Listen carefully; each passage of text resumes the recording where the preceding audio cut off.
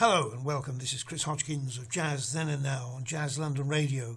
And coming up now is part 3 of my interview with Clark Tracey and the book that he's written, The Godfather of British Jazz, The Life and Music of Stan Tracey, and that's published by Equinox. In part 3 we're moving on to Clark's own illustrious career. But first of all, let's hear Clark Tracey in action. The track coming up is the Clark Tracey Quintet, and in the band are Mark Armstrong on trumpet, Simon Allen Reeds, Zoe Rahman piano and Peter Billington on bass. And this is from his album The Calling, and the tune is Live Fast, Die Young.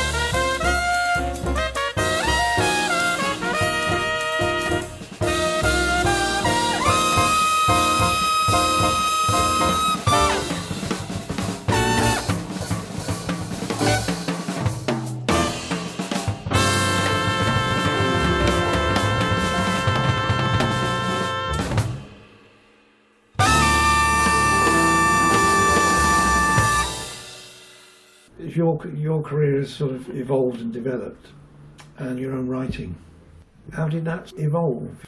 That was well. I mean, I'm just thinking this now. It's not an old story. It's just making me laugh thinking about where did it evolve. It was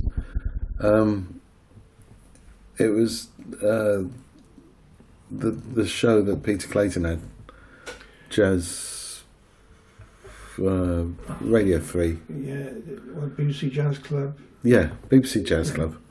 If you got a BBC Jazz Club gig, all of a sudden everyone's a composer because you get your nice royalties. And I got my first one with my first quartet, which was Ian Bellamy, Django Bates, and Andy Kleindert in 1981 or two.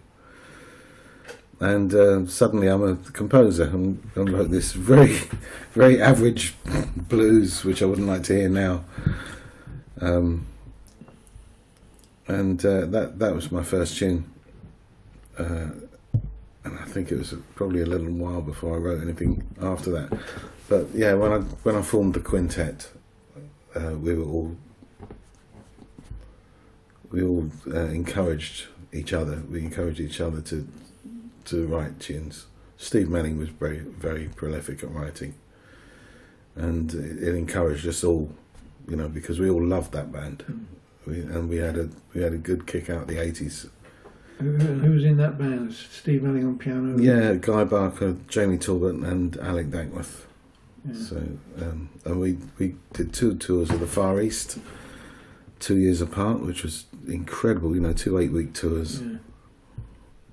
We really felt like a solid working unit, like our idols. Just for once, we felt like we're travelling the world, playing our music to audiences who've never heard us, and getting this great reaction. And to get invited back again 2 years later through the British Council, And that was a sort of, I guess, the impetus that A1 allowed you to not only write the music, because then you've got to play it, then you've got to record it, and so on. Yeah. So you get those.